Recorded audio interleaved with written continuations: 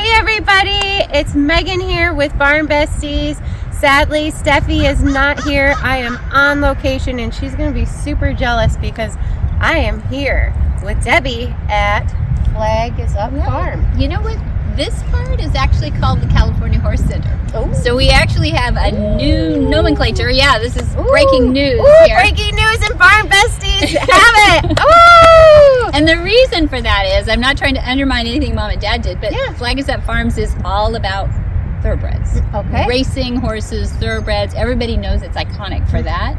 And the racetrack and the stalls were all designed. They're like stud stalls, 12 by 12, high, no windows, no yoke gates, nothing for the horses to socialize because you have very expensive bubble wrap, not really, but you have very expensive thoroughbreds that you're responsible for. And so you build the place a little differently than you do when you retrofit it for horses like Arnie, our Fjord we just met, So or cute. these, I have a Lipizzaner over here, we have quarter horse reiners, we have Grand Prix jumpers. You have everyone. We really do.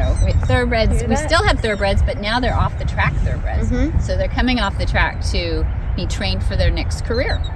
So I love that program. It's a transition horse program, we call it. And what are we standing in? You are where standing are we? on a mountain trail. Look at this. You're This is amazing. Picture yourself 10,000 feet up in the air. This is a Mark Bolander designed 22 obstacle concentric circles mountain trail. It's everything you could find on the top of a mountain in Sun Valley, Idaho or something, because we've got squirting water box, we've got a teeter-totter, we've got a ball-bearing, shaky, scary, moving platform. We've got a suspension bridge that tickles the feet. Yeah. And we have very brave horses that come out here.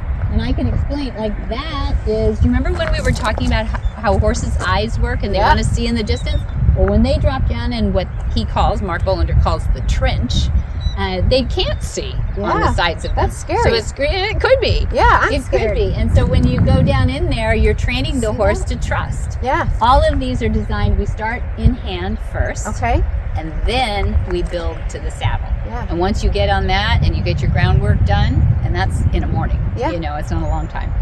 We open this up once a month for non-boarders, but everybody I just mentioned, all those different horse breeds, that's all boarders that we have here now. And So we've really changed the dynamic here, but it's always been about horses. Yeah. It's always about the horse. The And horse thank first. you, Megan, for having me on your show. And your bestie better get out here I sometime know, too. Steffi.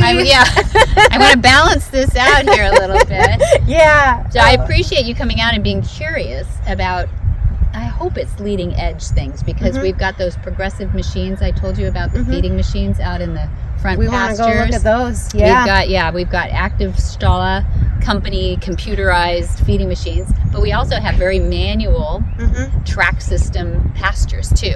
So one by one we're converting even pastures to amazing. move. Yeah, we'll talk about that in a later video. And then around this area is a track. Yes. And do you 5/8. still use the track? We do. 5/8 track. How amazing is that? 5/8 mile. And the footing is leveled. The footing is leveled. The inside half of the track is very walk trot friendly. You can lope on it too, but we don't keep it like within an inch of its life like we did with the thoroughbreds. You're beating on it all the time.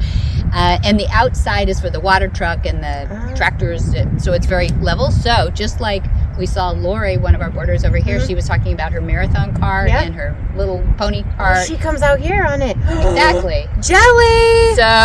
So we're desensitizing all the time.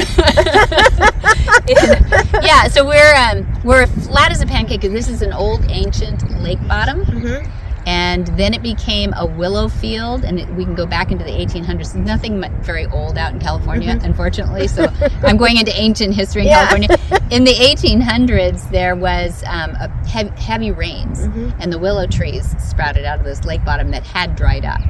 And then they ran cattle on it, and then they went into drought, which we often do in California. Now there's no willow, so there was this prime, Real estate. really deep loam surface out here, and it was growing row crops when we first moved out here. Flowers for seed, This is a stretch of a couple miles between Buellton off the 101, Highway 101, and Solvang, which is very iconic Danish. It's beautiful. You had a little pastry, Yeah. Danish pastry, and they really. I grew up with the Danish people. It was all the Petersons and the Rasmussens and the Johansons, and so it's very authentic as a village that way. It's very cute, and people come from all over to see the little Christmas town. Beautiful, and it does. I've been to Denmark many times. Yeah.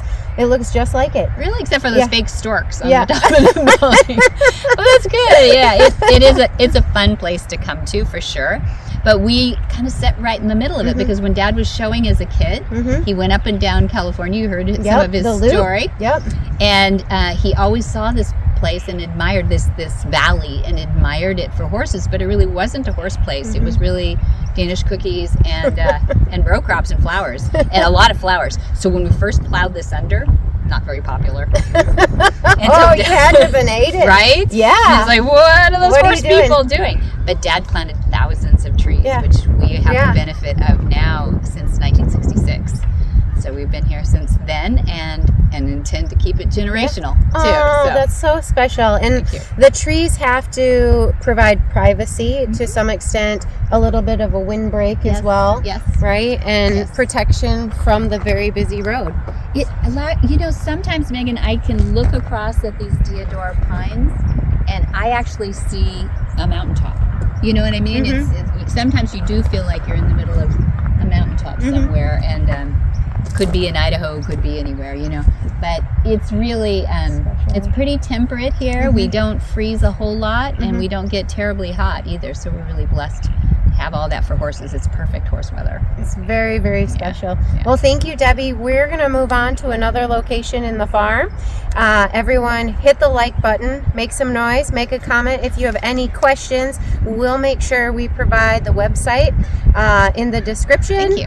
And definitely share and hit the subscribe button. Thank you for joining us here.